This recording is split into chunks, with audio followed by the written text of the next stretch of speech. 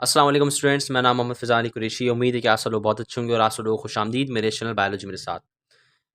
Students, आज से हम हमारा नया चैप्टर स्टार्ट करने जा रहे हैं। उस चैप्टर का नाम होगा हमारे पास इम्यूनिटी, जो कि आपकी न्यू टेक्स्ट बुक जो है आपकी सिंध बोर्ड की 11वीं क्लास की, वो है हमारे पास जो चैप्टर आता है, वो आता है चैप्टर 13। आज से हम चैप्टर 13 को कवर करना स्टार्ट करेंगे और इंशाल्लाह मैं कोशिश करूँगा मैं आपके लिए डेली बेसिस पे लेक्चर अपलोड करता रहूँ। तो हम इनको जस्ट रूटीन फॉर्म में जो मैंने नोट्स बनाए, आपने इन नोट्स को कॉपी करना है। अगर आपकी रिक्वेस्ट होगी, मैं इन नोट्स को आपके लिए पीडीएफ फॉर्म में भी कन्वर्ट कर दूँगा, लेकिन जब ये पूरा चैप्टर कवर हो जाएगा जब। तो स्टूडेंट्स, बहुत जल्द आपके पास सारे लेक्चर्स आते रहेंगे लाइनदारी से, तो आपसे बस छोटी सी रिक्वेस्ट है कि इस वीडियो को आपने अपने दोस्तों के साथ शेयर करना है। तो अब हम शुरू करते हैं हमारा जो न्यू चैप्टर है एक्चुअली इम्यूनिटी को। एक्चुअली जब इम्यूनिटी पढ़ते हैं तो हमें इम्यूनिटी के अंदर क्या पढ़ना पड़ता है एक्चुअली। तो मैं आपको सिंपल सी डेफिनेशन दे दूँ इम्यूनिटी की। इम्यूनिटी बच्चे क्या होता क्या है कि immunity is just nothing. Immunity का अगर हम मीनिंग समझते हैं इसकी डेफिनेशन के तहत, तो उसका मतलब होता है immunity is a resistance of our body. क्या होती है इम्यूनिटी? क्या होती है? हमारी बॉडी की एक रेजिस्टेंस होती है against the pathogenic living organisms, like pathogenic living organisms या लिविंग थिंग्स, कुछ भी हो सकता है, like virus, bacteria, parasitic fungi हो सकती है आपके पास। They all are the actually pathogenic. और उनको मारना जो आपके लिए हार्मफुल हो, उस प्रोसेस को हम इम्यूनिटी कहते हैं। अच्छा, ये इम्यूनिटी का जो प्रोसेस होता है, ये एक्चुअली अकेला वर्क नहीं करता, इसको एक पूरा सिस्टम फॉलो करवाता है। आपने पढ़ा होगा ट्रांसपोर्ट के अंदर, या हम पढ़ेंगे बहुत जल्द, हमारे लेक्चर भी अपलोड हो जाएंगे तो आप इसे देख सकते हैं। Immunity is actually conferred to animal. जो इम्यूनिटी होती है ना, वो एक्चुअली कैसे प्रोवाइड, कन्फर्ट का मतलब होता है प्रोवाइड करना, मुहैया करवाना। वो कैसे की जाती है? इम्यून सिस्टम के तहत की जाती है। कैसे की जाती है? इम्यून सिस्टम के तहत। अब वो कैसे होता है? देखिए, कलेक्शन ऑफ सेल होती है और प्रोटीन्स होते हैं, जो क्या करते हैं, वर्क करते हैं इंटीग्रेट मैनर के अंदर। क्या करते हैं? इंटीग्रेट मैनर के अंदर वर्क करते हैं and protect the body from the harmful micro organism. यानी कि पूरा एक इम्यून सिस्टम होता है जिसके अंदर हमारे पास क्या होते हैं, लिम्फेटिक सिस्टम आता है हमारे पास। इम्यून सिस्टम के अंदर क्या आता है? लिम्फेटिक सिस्टम आता है, जिसके अंदर हमारे पास क्या होते हैं, एक्चुअली हमारे पास क्या होते हैं, लिम्फॉइड टिश्यूज होते हैं। क्या होते हैं ये? हम अभी जब हमारे साथ आप आगे पढ़ेंगे तो लिम्फॉइड टिश्यू का भी मतलब समझेंगे। हमारे पास क्या होते हैं बच्चे? लिम्फॉइड टिश्यूज होते हैं। क्या आते हैं? लिम्फॉइड लिम्फॉइड टिश्यूज आते हैं। इस टिश्यूज के तहत हमारे जो सेल्स होते हैं, लाइक डब्ल्यूबीसीज होते हैं, वो क्या करते हैं, ब्लड के अंदर क्या होते हैं, शामिल होते हैं, या हार्मफुल जो इंजर हो जाता है हमारा एक टिश्यू, उस पार्ट की तरफ पहुंचते हैं। किस सिस्टम के थ्रू पहुंचते हैं? लिम्फेटिक सिस्टम के तहत पहुंचते हैं। और ये लिम्फेटिक सिस्टम कैसे पहुंचता है? ये क्या पहुंचाता है आपके वो collection of cell and protein पहुंचाता है आपके इंजर्ड पार्ट को, जिसको आपकी इम्यूनिटी की जरूरत हो। इसी तरीके से एक्चुअली हमने एक और इसकी डेफिनेशन जो अच्छी तरीके से आप एग्जाम में लिखेंगे, उस डेफिनेशन को मैंने बताया कुछ ऐसे है कि the study of functioning and disorder of immune system is a immunology. क्या होती है? हम जो एक ब्रांच होती है पूरी मेडिकल फील्ड की, एमबीबीएस के दौरान जो स्टूडेंट्स पढ़ते हैं, उस ब्रांच के अंदर हम क्या पढ़ते हैं एक्चुअली? इम्यूनोलॉजी को पढ़ते हैं, जिसके अंदर हम किसकी स्टडी करते हैं? आपकी इम्यूनिटी के ऊपर स्टडी करते हैं। देखिए, अब इम्यूनिटी को भी दो हिस्सों में बांटा गया है। वो कैसे बांटा गया है बच्चे? आपने बस जरा गौर करना है, आपने कुछ नहीं करना। ये नोट्स आपको मिल जाएंगे, आप इन नोट्स को जस्ट ऐसे क्या करें, कॉपी करें। ये सिर्फ आपके लिए मैंने नोट्स लिखे हैं। अगर आपको यहाँ तक अच्छा लग रहा है तो क्या करो, जल्दी से मेरी इस वीडियो को लाइक कर लो। मैं आपको और भी अच्छे-अच्छे ऐसे नोट्स प्रोवाइड करता रहूँगा। तो स्टूडेंट्स, इसी तरीके से होता क्या है कि इम्यूनिटी के अंदर जो 2 टाइप्स ने बताया। सबसे पहले जो टाइप आती है हमारे पास, वो आती है कौन-सी? एडाप्टिव इम्यूनिटी की। किसकी आती है हमारे पास? एडाप्टिव इम्यूनिटी की। ये एडाप्टिव इम्यूनिटी, और एक होती है दूसरी टाइप हमारे पास, कौन-सी होती है? Innate immunity. कौन-सी होती है? Innate immunity. अच्छा, इन दोनों में एक मेजर फ़र्क होता है। वो मेजर फ़र्क क्या होता है? कुछ भी नहीं होता, मैं आपको बता देता हूँ। ये नेचुरली पाई जाती है इन्नेट इम्यूनिटी। जब आप पैदा होते हैं, जब भी कोई बच्चा पैदा होता है, तो उसके पास कौन-सी इम्यूनिटी ऑलरेडी अवेलेबल होती है? वो होती है इन्नेट इम्यूनिटी। अच्छा, इनेट इम्यूनिटी में एक और फ़र्क होता है ये कि कोई सा भी माइक्रो ऑर्गेनिज़्म चले जाए, ये उसको मार देती है। They can not discriminate among micro organism. आया कोई भी माइक्रो ऑर्गेनिज़्म बॉडी में, मार दिया। लेकिन इसके बरअक्स अगर हम एडाप्टिव इम्यूनिटी को देखते हैं, एडाप्टिव को दूसरा लफ्ज़ भी होता है एक्वायर्ड इम्यूनिटी। इसको हम एक्वायर्ड इम्यूनिटी भी कह देते हैं। एक्वायर्ड का एक्चुअली मतलब होता है ऐसी चीज़ जो आपके पास हो तो ना, जब आप पैदा हुए हो, लेकिन अब आपके पास आ गई है। इस टाइप की जिसको हम क्या बोलते हैं? एक्वायर्ड बोलते हैं, एक्वायरिंग बोलते हैं, एक्वायर्ड कैरेक्टरिस्टिक्स। अगर आपके पास एक कैरेक्टर आ गया है आपके बड़े होने के बाद, तो इसी तरीके से ये इम्यूनिटी भी क्या होती है? ये डेवलप होती है after the birth and adopt according to pathogens. समझ रहे हैं? ये अपने आप को किस अकॉर्डिंगली अडॉप्ट करती है, जिस टाइप का जितना खतरनाक इनके पास क्या आएगा, पैथोजेन आएगा। ये बात भी अब आपको समझ में आ रही होगी। इसी तरीके से दूसरा पॉइंट क्या कहता है?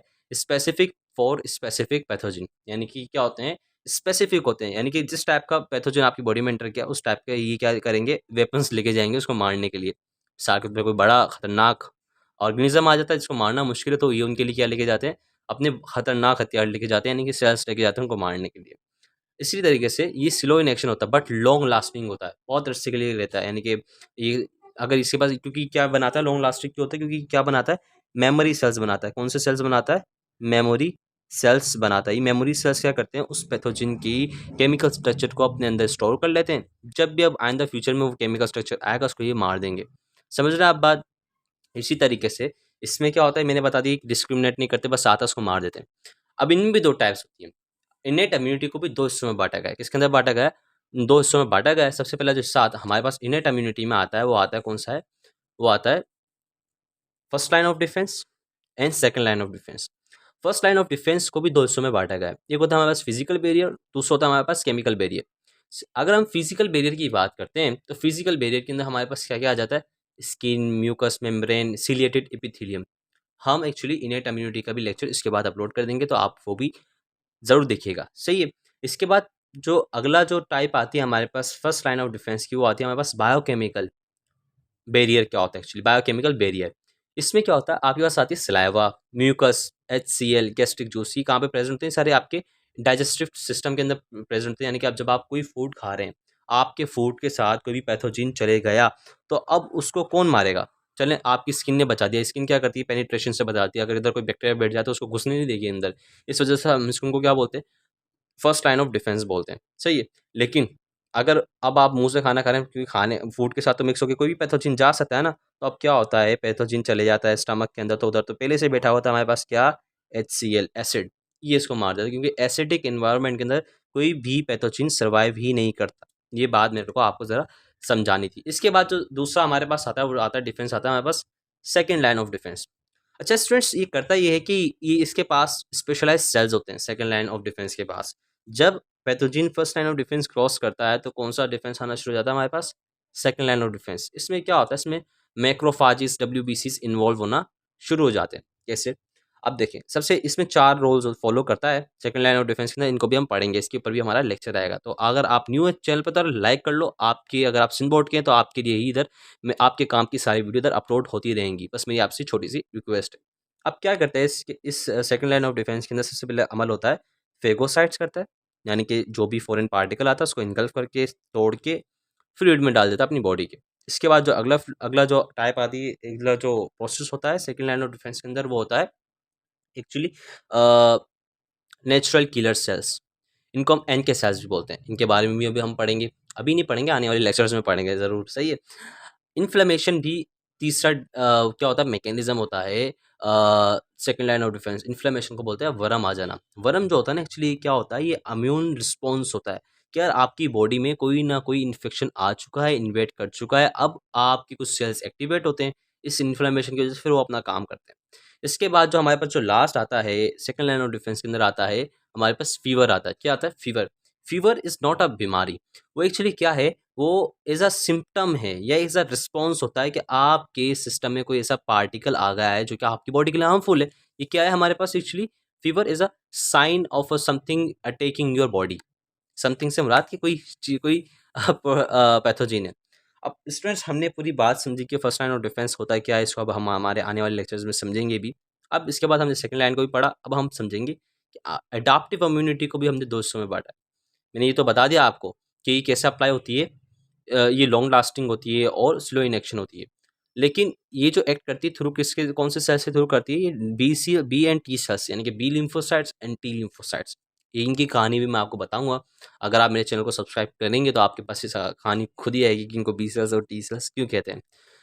स्टूडेंट्स, इसी तरीके से मैंने इनको बताया, इनको भी दो हिस्सों में बांटा गया। एक तो होता है एक्टिव इम्यूनिटी, एक होती है पैसिव इम्यूनिटी। इनको भी दो हिस्सों में बांटा गया है। तो स्टूडेंट्स, एक्टिव इम्यूनिटी और पैसिव इम्यूनिटी को भी मैं आपको हमारे आने वाले लेक्चर्स में बताऊंगा। अगर मैं आपको बताऊं तो पैसिव इम्यूनिटी वो इम्यूनिटी होती है जो पैसिवली ट्रांसफर हो, एक्टिव वो होती है जो हमारी बॉडी खुद पहले क्या करो, पहले होती क्या, हमारी बॉडी सबसे पहले इंटरेक्ट करती है किससे, पैथोजन से, और फिर उसके अकॉर्डिंगली हर हथियार इस्तेमाल करती है जो हथियार इफेक्टिव होता है, फिर उसको उसकी मेमोरी सेल्स बनाती है। तो इस तरीके से जो भी हमारे पास मेमोरी सेल्स आ जाते हैं, इस टाइप की इम्यूनिटी को हम बोलते हैं एक्टिव इम्यूनिटी। और उसी ही में से जिसके पास अब एक्टिव इम्यूनिटी आ गई है, उसकी अगर हम एंटीबॉडीज़ लेके इसमें ट्रांसफ़र करते हैं उस दूसरे बंदे में जिसके पास उसी तरीके का डिज़ीज़ है, तो उसके बाद जो अब डी इम्यूनिटी आएगी वो आएगी पैसिव इम्यूनिटी, यानी कि पैसिव इम्यूनिटी होती है जो किसी की एंटीबॉडीज़ से किसी के अंदर आए। तो students, this is total all about the our today's lecture. अगर आपको पसंद आया तो यार काइंडली लाइक कर लो। अगर आपको इस तरीके का लेक्चर पसंद है तो आप मुझे ज़रूर कमेंट में ज़रूर बताएँ कि सर इसी तरीके का आप लेक्चर डेली बेसिस पे लेकर आएँ, तो मैं ज़रूर लेकर आपके पास आता रहूँगा। तो हम मिलते हैं हमारे आने वाले लेक्चर में, तब तक के लिए खुदा हाफ़िज़, पढ़ते रहिए, मोटिवेट रहिए। अल्लाह हाफ़िज़।